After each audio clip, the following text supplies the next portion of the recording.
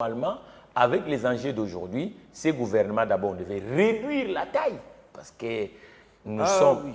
Oui, une cure d'amaigrissement. Oui, il fallait réduire. Mais oui, mais il y a une cure d'amaigrissement. De combien? Il y a une légère réduction. Est-ce que dans le monde, vous reconnaissez un gouvernement avec 50 et quelques membres? Non, mais la comparaison n'est pas raison. Non, mais il faut que... Mais non, le Congo est Congo. La science est universelle. Elle est universelle. Ça veut dire qu'on ne va pas créer le monde que selon nous. Il faut que nous cherchions à avancer.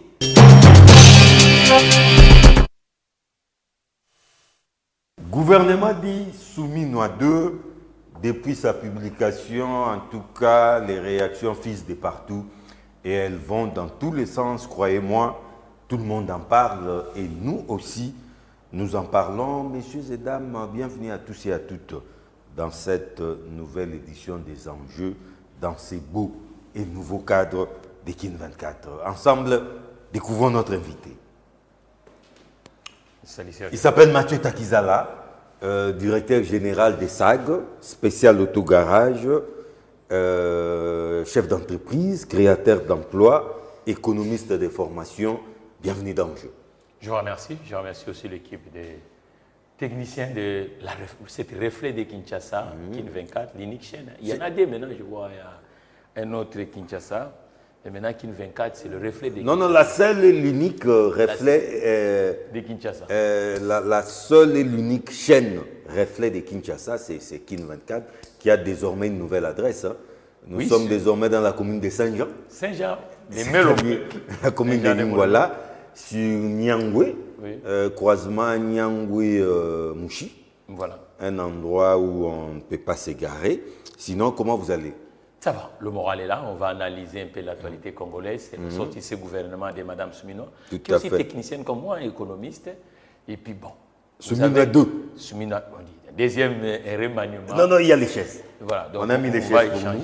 On s'installe confortablement pour échanger. Je rappelle que vous êtes Mathieu Takizala, économiste de formation, directeur général des spéciales autogarages, chef d'entreprise.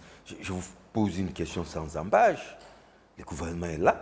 C'était au début de la semaine. Hein? Oui. Sans embâche, sans détour.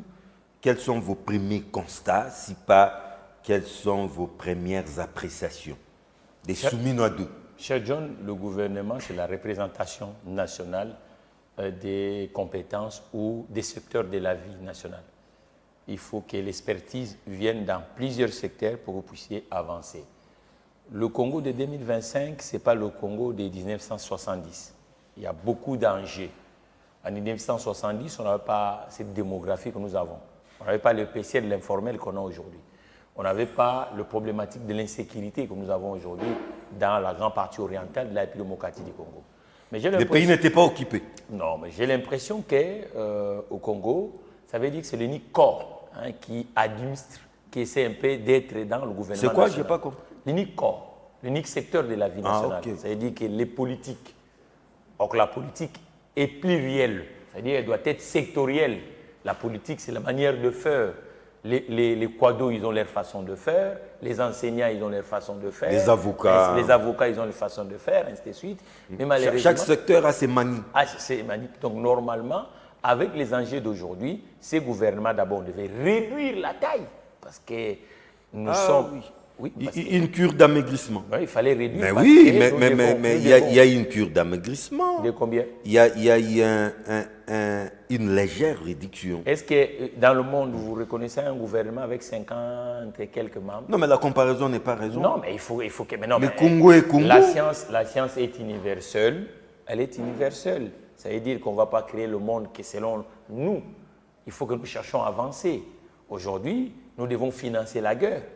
Vous savez que nous avons des régions occupées. Nous devons financer la création de l'emploi. Nous devons financer la création de l'emploi. Parce que quasi la moitié de cette jeune génération n'ont pas de travail. Nous devons financer l'infrastructure. Nous devons financer l'agriculture. Nous devons financer et puis tout ce que nous appelons par exemple l'énergie. Depuis 1970 jusqu'à aujourd'hui, le dessert en énergie, ça ne dépasse pas 25% dans le territoire. Vous le savez. Est-ce qu'aujourd'hui, uniquement avec un seul appareil qu'on appelle le gouvernement, on peut arranger tous les défis de la République démocratique du Congo. Je ne pense pas. Il faut que le gouvernement puisse trouver des alliés dans la plupart des secteurs. C'est ça le vrai problème. Ça veut dire qu'aujourd'hui, ceux qui accompagnent le président Tshisekedi avec cette coalition, ils doivent tenir aussi compte d'autres secteurs de la vie. Parce qu'un gouvernement doit pousser 3/4 des gens à travailler pour que nous puissions avoir la valeur salariale ou la valeur économique. Mathieu, je ne saisis pas. Vous voulez dire qu'il y a eu un problème de casting? Rien que le nombre de gens, ça pose problème.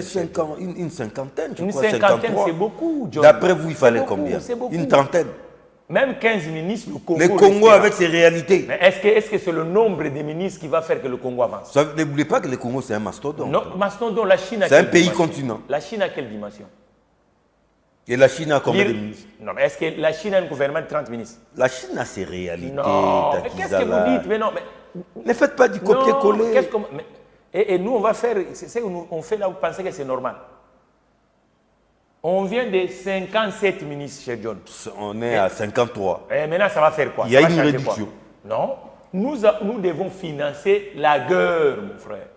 Nous devons financer l'entreprise. Nous devons financer l'infrastructure. Et tout, ça ne va pas passer qu'à un seul secteur. Non. Et le politique, le président Tshisekedi n'est pas tout seul. Donc, d'après vous, le gouvernement est monosectoriel. Mais oui, le gouvernement... Quel est ce secteur? La politique. Oh, mais la politique n'est pas une profession. La politique n'est pas un métier. Pour être ministre en République démocratique du Congo, il faut être membre d'un parti politique. Ça, c'est le premier. Faire partie de l'Union sacrée. Oui, bon, parce qu'actuellement, c'est cette coalition qui dirige le pays. Il faut être membre d'un parti politique. Oui. Ou peut-être si vous êtes dans la société civile, parce que la société civile aujourd'hui... Non seulement membre d'un parti politique, mais vous devez aussi vous démarquer par la flatterie. Hein. Vous devez être un bon flatteur, bon chanteur, un bon danseur aussi. Vous avez déjà vu un auteur qui a écrit que la flatterie, c'est une qualité. Un bon dialéloliste. Sinon, peine perdue. Non, mais il y a un auteur scientifique qui a écrit que la flatterie, ça doit être une qualité. Non, mais tel est le cas chez nous. Non, mais ça, ce n'est pas une qualité. Oui. On ne peut pas développer le collectif avec la flatterie. Vous ne savez pas danser, vous ne savez pas chanter à la gloire du chef. Moi, je crois qu'on vous allez attendre longtemps. Je crois qu'on parle des choses sérieuses. Le pays est en train de traverser des enjeux très, très importants. Il y a beaucoup de défis. On parle des enjeux parce que votre émission s'intitule « Enjeux ». Donc, cela doit dire qu'il faut quand même mettre les vertébrés dans des endroits où pour avoir des résultats. Ce n'est pas un concours de beauté, le gouvernement. Ce n'est pas l'histoire, ce n'est pas une panachée des militants politiques. Ce n'est pas non plus un dîner de gala. Oui, mais on ne va pas en tourisme au gouvernement.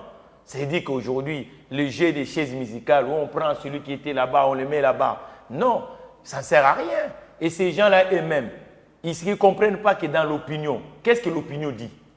Suivons l'opinion. Qu'est-ce que l'opinion dit? Mais vous êtes un journaliste, John. Prenez votre caméra, demandez à l'opinion. Ils te diront. Le ministre, c'est quand on nomme quelqu'un ministre de la République, il doit représenter un corps, il doit représenter un secteur professionnel. Parce que ce secteur professionnel va avancer. Je vous donne l'exemple du président Mitterrand. Le président Mitterrand arrive, il a fait des exceptions. Il a fait des choses pour faire... Mitterrand est arrivé en 81. En 81. Quand le président Mitterrand est arrivé, des choses que Mitterrand a fait. Premièrement, pour bouger la petite entreprise. Il y a un slogan en France qu'on appelle « L'artisanat est la première entreprise de la France ». Parce qu'il y a plus de petites entrepreneurs de l'artisanat qui fait l'économie française. Mais qu'est-ce que Mitterrand avait pris? Il prend Bercovois. Bercovois qui était un artisan. Il fait de lui son premier ministre. Il le fait un premier ministre. Et là, ça fait bouger le monde de l'artisanal. C'est ça le casting ministériel, mon frère. Le casting ministériel, on ne va pas le faire parce qu'il est membre de tel parti politique. Non, il faut jauger l'épaisseur professionnel. Mais là, je ne vous saisis pas. C'est vraiment la langue de bois, Mathieu Takida. Ce n'est pas la langue de bois. Qu'est-ce que vous reprochez fondamentalement c'est pas la langue de bois. Fondamentalement, à Souminois 2. Ce que je reproche d'abord à ce gouvernement, elle est énorme. Gigantesque. Aujourd'hui, nous n'avons pas besoin d'avoir un gouvernement de 54 ministres. Il faut que les politiques comprennent qu'il doit séduire les autres secteurs de la vie nationale pour que nous puissions avancer. Il ne faut pas que les politiques croient qu'eux tout seuls peuvent faire avancer cette société. Ils doivent faire de sorte que les planteurs puissent travailler, les maçons puissent travailler, les journalistes puissent travailler. Ah bon? Parce que c'est une sommation de tout le monde Mais oui, mais il faut que les transactions ne se font pas uniquement au niveau de la politique. Les transactions se font dans tous les secteurs de la vie nationale. Mais pourquoi on va faire à chaque fois le gouvernement? On voit, bon, mais qui a 15 députés en Assemblée nationale? Le gouvernement, c'est quand même une affaire des élites aussi. Hein? Mais l'élite est sectorielle. Est-ce que l'élite est uniquement militantiste? L'élite est sectorielle. Vous êtes élite, non? Vous représentez un corps, non? Le monde de la presse. Il n'y a pas d'élite dans le monde de la presse. Non, mais Mathieu Moi, je représente un corps, le monde de l'économie. En même temps, tout le monde ne peut pas être ministre. Non, mais ce n'est pas question Nous avons combien de ministères? Ce n'est pas question de tout le monde. Le problème est que depuis 1960... On n'a pas 1000 ministères, même si on en avait 1000. Depuis 1960, lorsqu'on est allé négocier l'autonomie ou la souveraineté en Belgique, il y a eu toujours que l'unique corps. Est-ce que l'élite... Quel corps?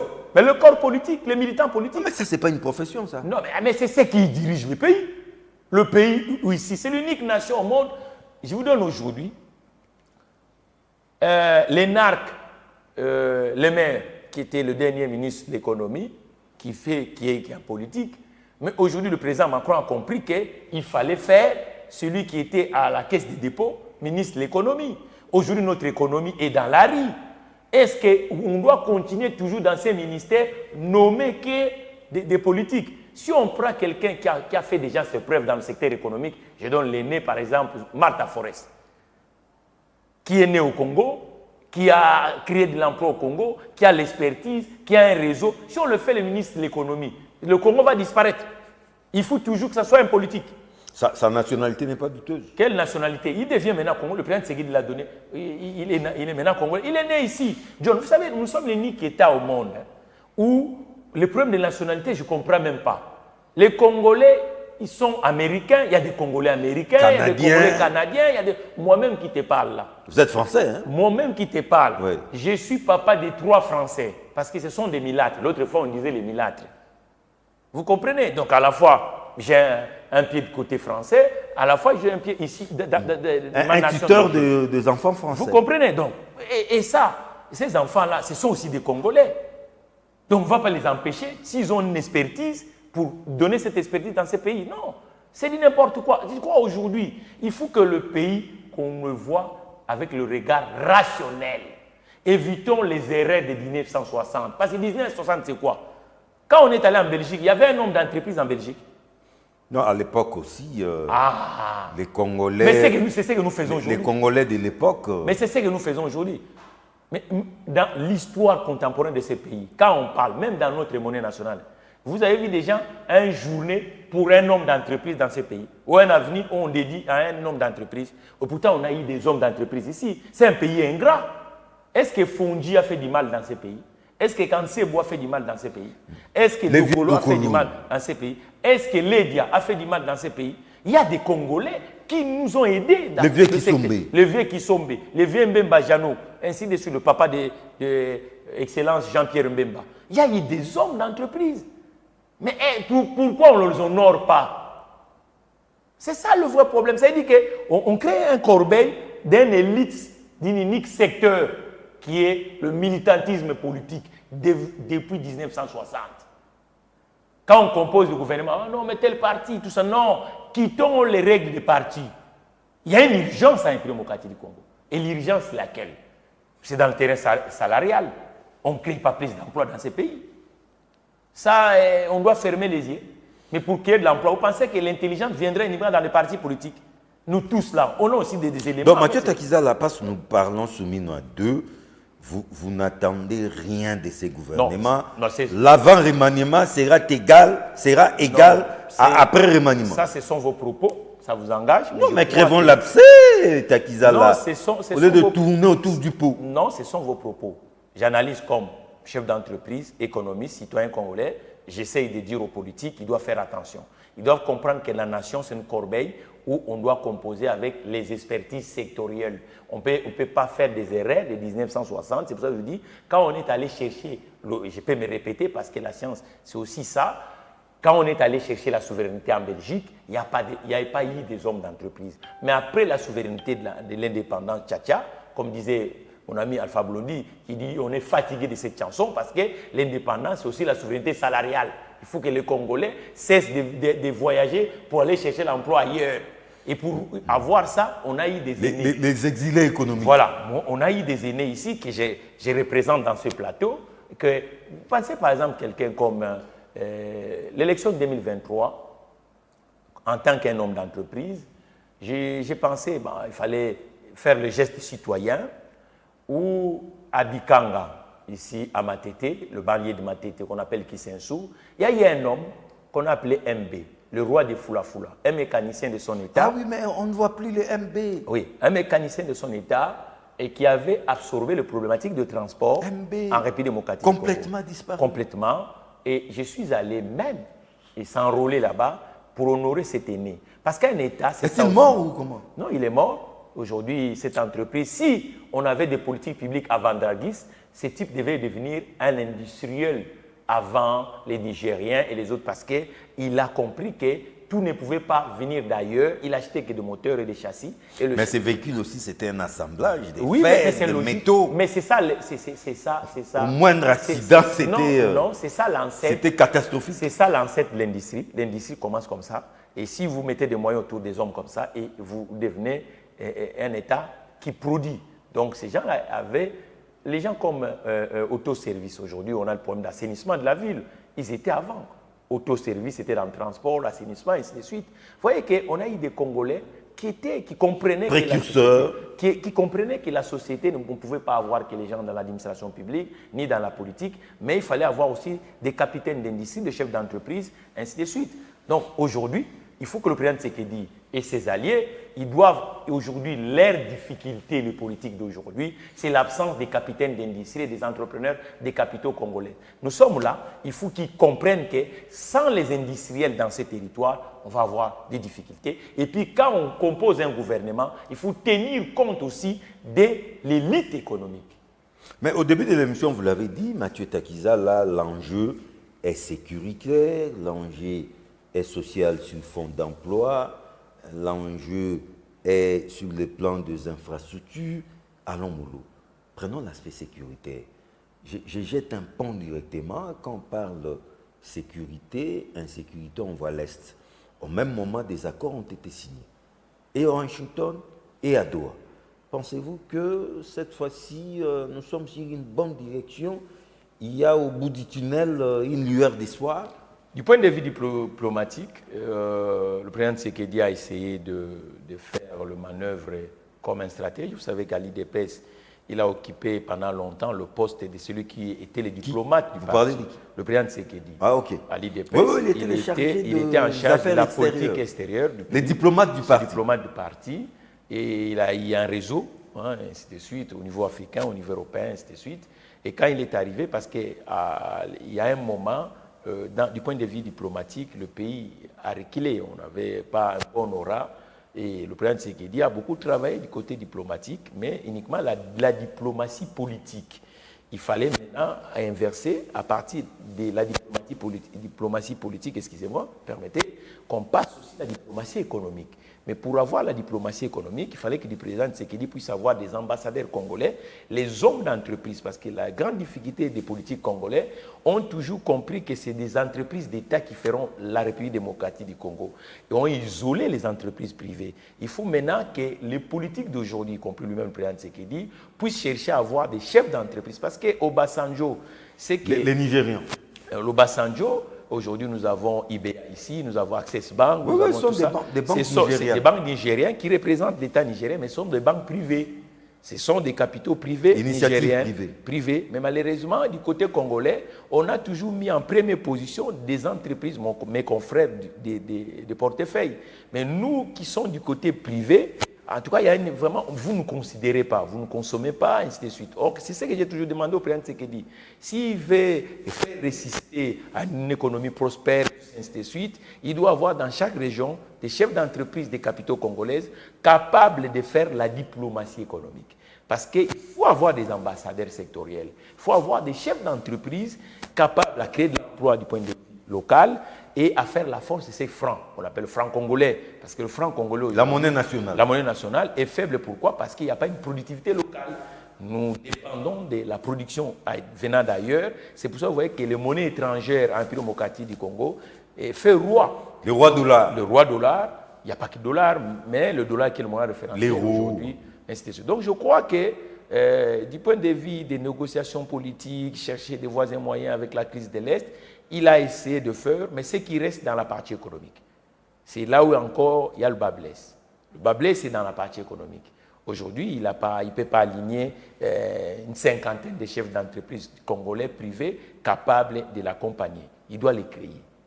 S'il veut que cet État puisse avoir une souveraineté économique, le président Tshisekedi ou les politiques qui chercheront un jour à devenir le politique d'Onra, ils doivent, parce qu'ils forment leur cabinet. Vous voyez qu'un cabinet politique se compose d'une manière où on jauge l'épaisseur professionnelle du pays. On ne peut pas être ministre que s'entourer avec les politiques. Non. Vous n'aurez pas de résultats. Quand vous êtes ministre, dans la liste de vos conseillers, vous devez avoir celui qui représente la presse, celui qui représente le monde syndical, celui qui représente le monde économique, celui qui représente le monde paysan et la société civile. Et les politiques. Mais malheureusement, nos cabinets politiques Je vous ai posé une question sur Doha et Washington. Oui, mais Doha... Est-ce une lueur d'espoir? Non. Doha, c'est ça que je vous ai dit. C'est ce qu'il dit comme diplomate à négocier. Mais il faut un socle. Le socle, ça doit être économique. Oui, mais il y a aussi un aspect économique. Oui, mais l'aspect économique, mais maintenant, il faut avoir des ambassadeurs congolaises du côté économique. Parce qu'il y a une différence, tous les présidents qui ont passé, Kassavou n'avait pas eu la chance d'avoir des grands entrepreneurs congolais à l'époque, mais il a posé ses jalons. C'est le seul président qui a eu des ambassadeurs économiques, c'est le président Mobutu. Parce qu'à l'époque du maréchal, il y avait des chefs d'entreprise congolaises capables à aider le gouvernement, à aider l'État et à être le partenaire de l'État. Mais lorsque le président Kabila est arrivé, on n'a pas vu des grands chefs d'entreprise. Il n'y a pas eu de grands mouvements. Il n'y a pas eu de grands. On a vu qu'uniquement, il privilégiait beaucoup plus des chefs d'entreprise du portefeuille, pas de privé. Le président Tshisekedi aussi aujourd'hui, on se recherche. On ne trouve pas des grands chefs d'entreprise. Nous, le Mathieu Taguizala, moi, ça fait 6 ans que je suis à Kinshasa, je n'ai pas un contrat. J'ai écrit à tous les départements de l'État. Parce que les autres diront non, mais ils prêchent pour lui. Non. Ça, ce sont des exemples. Vous n'avez eu droit qu'aux accusés de réception. Non, que des accusés de réception, y compris la présidente de la République. J'ai écrit à tout le monde. À l'époque, même de Guilénien m'avait répondu vite fait, tout ça, mais il est aujourd'hui au ministère du Plan. Donc, je crois qu'il faut que les gens comprennent que la politique, si vous voulez qu'elle puisse être rationnelle, il faut associer les experts sectoriels. C'est très, très important. C'est très, très important.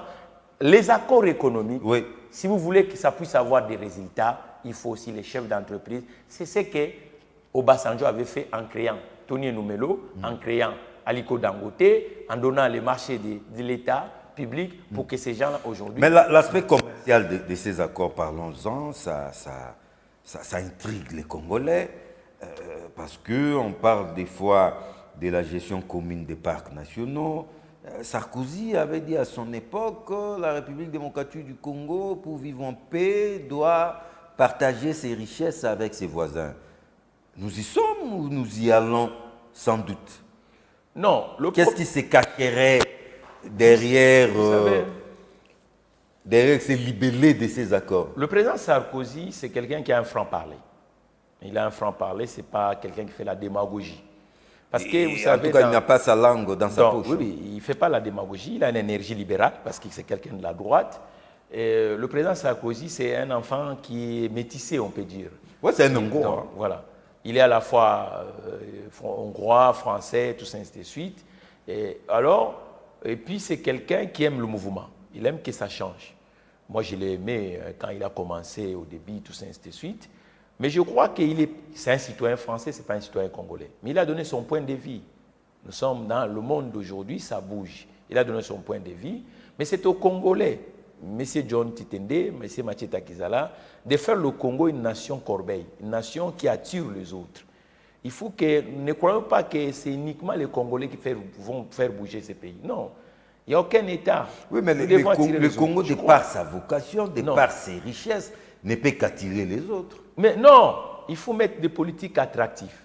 Le Singapour a mis les politiques attractives, la Turquie a mis les politiques attractives. Il y a beaucoup de réformes. C'est ce que les politiques se bourrent. C'est-à-dire que moi, par exemple, j'ai des propositions que je peux donner, qui peut donner que nous puissions avoir, par exemple, la citoyenneté par investissement. Le Canada l'a fait. Nous avons le problème, par exemple, dans le secteur de la route. Nous avons le problème dans le secteur du logement. Aujourd'hui, c'est logé à Kinshasa, ça coûte des fortunes, cher John Titende. Et vous savez qu'est-ce que la Turquie avait fait à l'époque? Lorsque vous investissez à l'hauteur, par exemple, de 500 000 $ dans l'immobilier, automatiquement, on vous accorde la citoyenneté turque.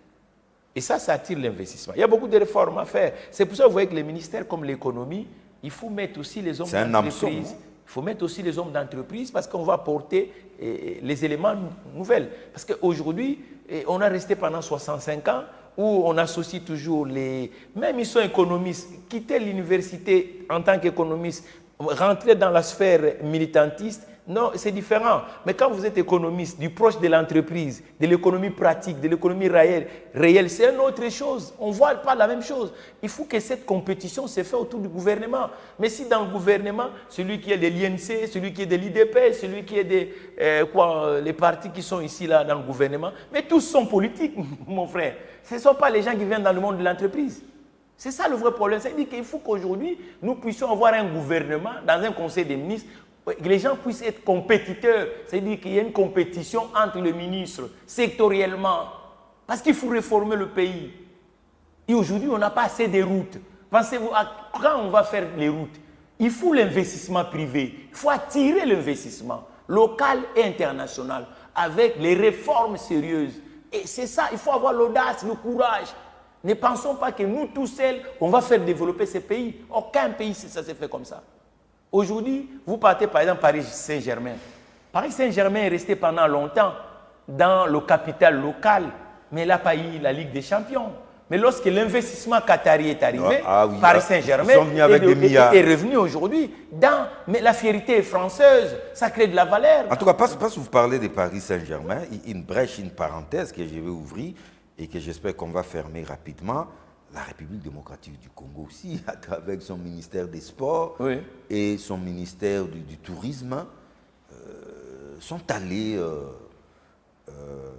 arracher des contrats avec des clubs européens de renommée, notamment Barcelone, Monaco. Milan, c'est oui. Oui, pour le compte de la visibilité de la République démocratique du Congo. Il faut dire qu'on a quand même copié le Rwanda. Ça, c'est pas faux de le dire. John. Mais les sommes paraissent colossales. Pour beaucoup, pensez-vous que c'est un investissement qui valait la peine? John, vous êtes un communicant. Vous savez que moi, depuis 2016, que je retourne de temps en temps à Kinshasa, j'ai compris que dans la tête des Congolais, on néglige la communication. Mais la communication, c'est un outil très, très important. Et il faut mettre des millions, c'est ça. Mais non. Vous savez, la liberté n'a pas de prix. Hein. Vous savez, avoir sillonné le monde avec le passeport de mon pays d'origine, et vous allez voir que pendant presque 4-5 décennies, ces passeports n'avaient pas une crédibilité. La destination, j'ai vu le match amical de Monaco avec une équipe, tout ça. RDC, Terre d'Espoir. Non, pas Terre d'Espoir, Caire d'Afrique. Caire d'Afrique. Dans le milieu de l'Afrique. Donc ça, c'est quelque chose de bien, mais je crois que le ministre Bidimbo, il doit essayer un peu de matérialiser ça du point de vue économique. Parce que comme le pays... Mais le contrat a été signé. Oui, il a signé. Mais maintenant, le vrai problème, et je lance l'appel, je crois, il est toujours au ministère de sport. Il a été reconnu. Et j'ai dit à Bidimbo, qui a vécu beaucoup en Europe, j'ai dit au ministre Bidimbo, comme du point de vue de la clameur publique, les gens ne comprennent pas ça correctement, il faut que le ministre Bidimbo essaie un peu d'associer le monde économique, l'entreprise congolaise. Et ça va permettre à ces contrats que ça puisse être lisible auprès des Congolais. Parce que les politiques sont en train de jouer un jeu d'antarcie. Ça veut dire qu'ils pensent qu'eux tout seuls, ils peuvent convaincre les milliers de Congolais. Or, aujourd'hui, nous avons besoin de vendre. Vous savez, rien qu'à l'époque aussi, ça commençait avec le Marshal Mobutu. Le Marshal Mobutu, pour la communication de cette nation qui était le Zaïre. Le combat du siècle. Le combat du siècle. À l'époque, on disait ça aussi, mais c'est une folie. Non, mais ça lui a coûté 10 millions de $. Oui. En 1974. Les gens disaient c'est une folie. C'était astronomique. Ainsi de suite, voilà. Or, jusqu'à aujourd'hui, c'est l'événement communicationnel qui a mis le combat du siècle. Le Congo D'ailleurs, on a célébré les cinquantenaires du Fonds. Voilà, dans l'aspect mondial. Et j'ai dit au gouvernement, même à Mme Souminois, y compris son ministre des Sports, d'associer le monde économique. Parce que le sport, c'est un secteur économique. Et la pédagogie doit se faire. Parce que cet argent, c'est l'argent public, c'est la contribution de tous les Congolais. Il ne faut pas que ça soit comme si c'est l'argent des politiques. C'est là où la compréhension n'est pas lisible. Mais il faut qu'on communique positivement pour la République démocratique du Congo. Il faut changer la lettre de noblesse, cher John Titende. Si on ne change pas la lettre de noblesse, nous sommes une nation avec beaucoup des hommes. Il faut qu'aux yeux des autres territoires, que le Congo revienne une destination. Et ça ne doit pas rester uniquement avec les acteurs politiques. Je dis à ministre Bidumbu, l'idée peut être bonne, mais il faut le mettre du point de vue pratique. Et du point de vue pratique, je le donne. C'est apprendre à laisser. Il faut que le ministre Bidumbu essaie un peu de rapprocher le monde économique et les économistes ou les acteurs économiques congolais pour qu'on puisse un peu faire le retour d'investissement de cet argent qu'on a mis sur l'investissement. Mathieu Takizala, vous évoluez dans les secteurs routiers. Hein? SAG, c'est spécial autogarage. Aujourd'hui, rouler à Kinshasa, ça coûte les yeux de la tête. Hein? Nous avons un sérieux problème sur les plans des infrastructures. Pouvez-vous expliquer qu'est-ce qui est à la base de cette situation? Des embouteillages monstres, des bouchons incroyables, des heures et des heures, l'impact sur le plan économique et surtout, piste de solutions. Bon, on retire beaucoup le pouvoir d'achat aux Congolais. L'informel, on ne peut pas compter sur l'informel. Ce secteur est à 100% autour de l'informel. Donc, je crois qu'aujourd'hui, j'ai cité l'un des éléments, des aînés qui nous ont aidés dans le secteur du transport, tels que Fonji, tels qu'André Motors, tels que MB. Il y a eu des Congolais capables de donner tout ça. Et les Congolais, à l'époque, maîtrisaient le budget des déplacements. Et le deuxième élément, c'est la formation des hommes congolais. La route, c'est le secteur où on doit commencer par l'acquisition de matériel, ce qu'on appelle le véhicule. Vous savez, des engins. Aujourd'hui, les véhicules qui arrivent chez nous, ce sont déjà des technologies vieilles qui débarquent en République démocratique. Et volants type anglophone. Voilà, qui débarquent en République démocratique du Congo. C'est ça les retombées de l'informel. Parce que nous sommes un pays réputé. Des véhicules qui sont bons pour la casse. Oui, oui. 99% des véhicules qui rentrent en République démocratique du Congo, là où ça provient, ça ne peut pas rouler. Vous allez voir les professionnels en Belgique, en France, ce sont des épaves venant d'autres territoires, mais qui se versent en République démocratique du Congo.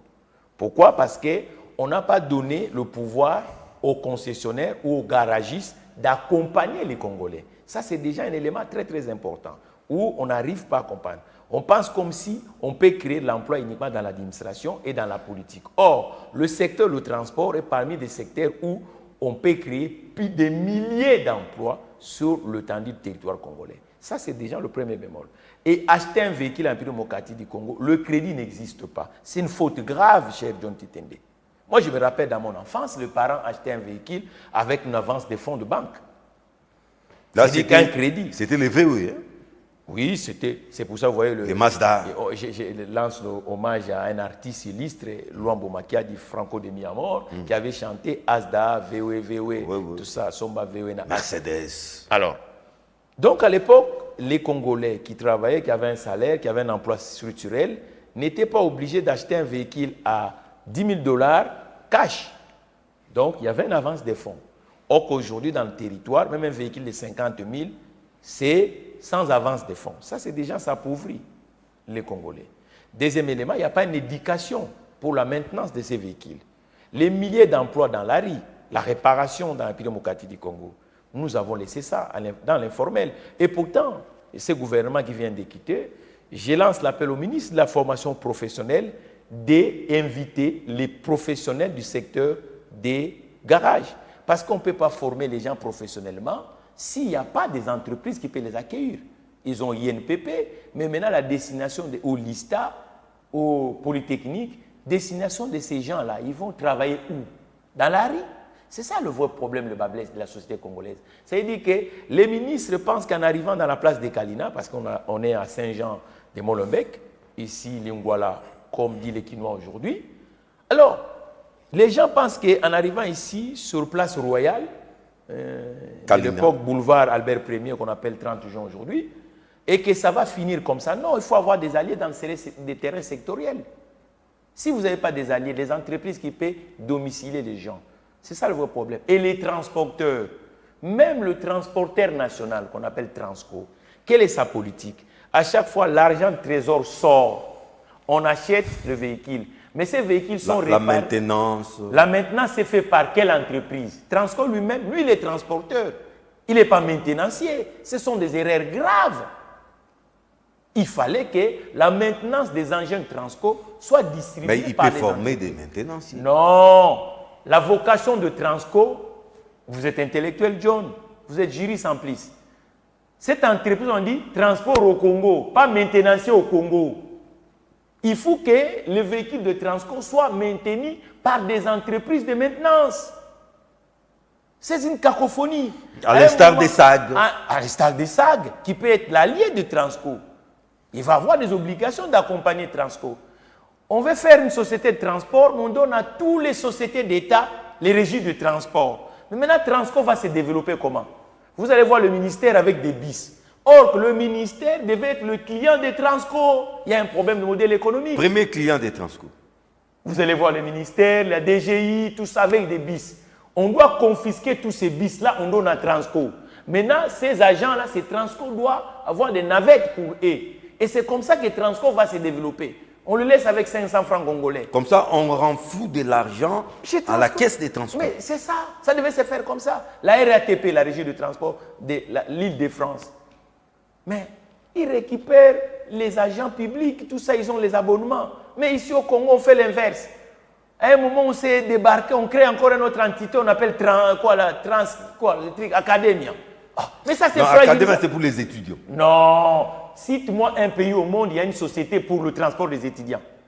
Non, mais mais restons calmes. Un étudiant, c'est quand même une catégorie à part. Le moment que nous avons... Un étudiant, c'est quand même une catégorie à part. Il serait normal, une ligne autonome pour les étudiants. Vous m'avez appelé ici pour que nous puissions chercher le progrès. Les erreurs, nous devons l'accepter. Ce sont les erreurs monumentales, cher John. C'est-à-dire qu'on devait laisser ça à Transco. Ça veut dire que l'étudiant doit avoir un abonnement, mais il ne faut pas payer comme tout le monde. Mais créer une régie de transport uniquement pour les étudiants. Il ne va pas payer comme tout le monde, c'est vrai, mais il y aura aussi un problème de sièges. Non, pourquoi chaise? Quand l'étudiant doit se bousculer les sièges avec les vendeurs, les commerçants. Non, John, vous sillonnez le monde. Vous allez voir, aucun pays au monde où on crée une société uniquement pour les étudiants. Mais en période de vacances, cette société va devenir quoi? Vous comprenez, ce sont des erreurs. Il fallait... Il peut momentanément servir à autre chose. Non, il va servir à quoi? Oui, une entreprise doit créer transport commun. Et je demande à mon frère Jean-Pierre Bemba, heureusement, sa famille a des affinités avec le monde du transport parce que son père était parmi les grands transporteurs. Et j'ai dit à mon grand frère, s'il peut me recevoir, j'ai dit, s'il a besoin, on peut proposer. Il faut confisquer ces bis des Academia et donner ça à Transco. Ça va résoudre beaucoup de choses. Ça ne sert à rien. Et maintenant, on donne aux étudiants les abonnements où ils payent la moitié et confisquer tous ces bis qu'on donne aux régies, la DGI, la DGDA. On retourne ça à Transco. Mathieu Takiza, la piste des solutions. Mais ce sont des pistes que je vous donne, non? Nous atterrissons déjà. Ce que je vous donne, ce sont des pistes. Il n'y a pas un problème de route secondaire? Non, mais je crois qu'il faut former maintenant tous les chauffeurs. L'état délabré de nos routes? Tous les chauffeurs qui sont joués en République démocratique du Congo, il faut des stages. La plupart ne sont même pas titulaires de permis de conduire. Un recyclage? Un recyclage, obligé même. Parce que la plupart ne savent même pas c'est quoi le code de la route. Ils interprètent la route dans leur façon de fonctionner. La part des Wewa dans tout ça? Oui, ils ont aussi une part de responsabilité. Est-ce que quand vous sillonnez dans la ville ici, vous voyez une auto-école qui forme les motocyclistes? Vous savez, quelqu'un qui débarque directement des Mwenedi, Lodja, mais ne Bandaka. Ne plaignez-vous pas des embouteillages. Parce que, moi, il s'est toujours demandé, à part la CEP Congo, hein, la CEP Koja, chez SAG, on a créé un département pour les informations des conducteurs. C'est un élément très, très important. Et ça a pourvu de plus en plus. Oui, une branche. J'ai acheté un simulateur qui va venir bientôt pour les grands camions. Par exemple, les camions industriels, l'autocar. Grand tonnage. Autocar. Est-ce qu'autocar aujourd'hui, il y a des remorques chez nous, à part CEP Congo. Maintenant, si tu ne te poses pas de question, les gens là qui conduisent les remorques, ils sont formés où? Non, il y en a qui... Ah, mais ils sont formés où? Il y en a qui naissent avec leurs dons. Non. Vous savez... Surtout mes frères, les Bayombe. Non. Ils naissent avec leurs dons. Vous voyez, un grand conducteur de grands camions, mais il a été nulle part. Hein.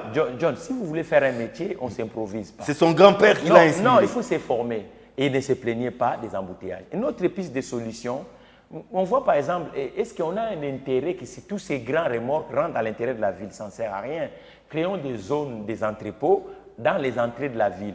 Les petits tournages qui rentrent. Oui, mais c'est ça. Parce qu'aujourd'hui, prenons, vous savez, ceux qui nous ont précédés ici, l'administration coloniale, avait créé une avenue ici qu'on appelait poids lourd. Peut-être la plupart des Congolais ne comprennent pas pourquoi on a dit poids lourd. Poids lourd, c'est pour en fait, c'était une route secondaire. Non, c'est une route pour les grands tonnages. Gros tonnage. Le boulevard Lumumba n'est pas prévu pour le gros tonnage. Ni bypass, non. Donc, il faut comprendre ce genre d'éléments. Mais il faut qu'on freine tous ces camions en dehors de Mais aujourd'hui, avec la voie rocade, je crois que... Mais cette rocade n'est pas encore en vie, non? Non, mais maintenant, vivons avec les travaux évoluent. Hein? Oui, mais les travaux, ce n'est pas encore fini. Ouais. Je crois qu'il faut alterner la ville. Un autre élément, la ville doit être 24 heures. Il faut aussi une politique de répression. 24 heures, c'est-à-dire 24 heures, parce que cette ville s'arrête à 15 heures. Oui, à 15 heures. À 15 heures, le Congolais est en vacances. La ville d'orgue, et voilà, puis c'est tout, on revient demain matin. Une ville en 21e samedi, siècle. dimanche, 48 heures d'épouse. Une ville en 21e siècle, elle doit être 24 heures. Et puis, il y a certains services de l'État, ça ne sert à rien de le garder à Kalina. Mettez ça à Maluku, mettez ça à Kinkole, mettez ça de l'autre côté. Et ça va éviter que tout le monde, quand il se réveille le matin, il se verse uniquement dans l'espace Kalina. Ça ne sert à rien. Et un autre élément, cherchons des voies et moyens. L'immédiat industriel, ne plus industriel, et les doctoires. Créons des zones de... Non, aujourd'hui, c'est résidentiel. Hein? C'est doctoire. Je n'appelle même pas résidentiel, c'est doctoire. Mathieu Taxala, là, nous atterrissons. Directeur général de SAG spécial autogarage, nous atterrissons par rapport au Souminois 2 et puis tant d'autres enjeux. Quelle est votre conclusion? Qu'est-ce que vous pouvez dire aux nombreux Congolais qui nous suivent? Je demande à la Première ministre d'abord de visiter l'entreprise. SAG? De visiter les entreprises. Ah, ok. Privé? Oui, parce que la force d'un politique, c'est les entreprises. Je vois moins de visites de Mme Soumina autour des entreprises. Un Premier ministre, c'est les alliés des entreprises. C'est ce qui va le faire là, sa force. Il est trop autour de la politique et pourtant c'est un économiste comme moi. Donc je crois qu'il doit visiter l'entreprise, il doit comprendre le problème de l'entreprise congolaise. Et je ne pense même pas qu'autour de ces conseils, il y a un chef d'entreprise. C'est ça le vrai problème. Il faut que les politiques, ceux qui sont les nouveaux élus là, s'ils ont droit à 10 conseillers, ils doivent mettre réservé autour des chefs d'entreprise. Ça peut les aider. Au lieu d'être uniquement le militant de son parti politique. Ça va les pas. Les galeristes. Non, ça ne sert à rien. Il faut les hommes vrais, les gens qui vous disent un peu la réalité d'aujourd'hui. Pas les gens qui vous disent mon pas au président qui vous ment les jours qu'on va vous lever dans le poste ministériel. On a pour coutume ils vont partir. De se séparer debout. Votre micro, s'il vous plaît. Excusez-moi, oui. Je crois que c'était un honneur et un plaisir de vous recevoir et au plaisir de vous retrouver très vite pour une nouvelle édition des enjeux ou un autre entretien. Je vous remercie. Je remercie aussi tous les journalistes. Vous savez, c'est l'unique corps qui m'a accepté en République démocratique du Congo. Ce sont des gens, les amis, on se complète intellectuellement. Nous sommes au service de la République démocratique du Congo et nous disons au président de la République ou même le président des deux corps, ils doivent travailler avec la presse et le monde de l'entreprise. Et c'est par là qu'on va avancer. Parce qu'un vrai politique, c'est l'ami de la presse et de l'économie. Et l'économie, c'est l'entreprise. Aujourd'hui, les chefs d'entreprise congolais ne sont pas considérés. Et même dans des cabinets, je ne pense même pas qu'il y a un directeur de cabinet qui est un chef d'entreprise en exercice. Il y a un Mounzé, quand il est arrivé, quand les bonnes choses se font, on doit le féliciter. Mounzé est l'unique politique congolais qui a fait le ministre de l'économie un chef d'entreprise, le vrai Janon Bemba. Mathieu Takizala, au revoir. C'est moi qui vous remercie. Messieurs et dames, c'était Mathieu Takizala, je le répète, directeur général du Spécial Autogarage, chef d'entreprise, créateur d'emplois, économiste de formation. Il a tout dit. C'est sans commentaire de notre part. Moi, mon plaisir est de vous retrouver très vite avec les mêmes et réels plaisirs dans une nouvelle édition des Enjeux. Au revoir.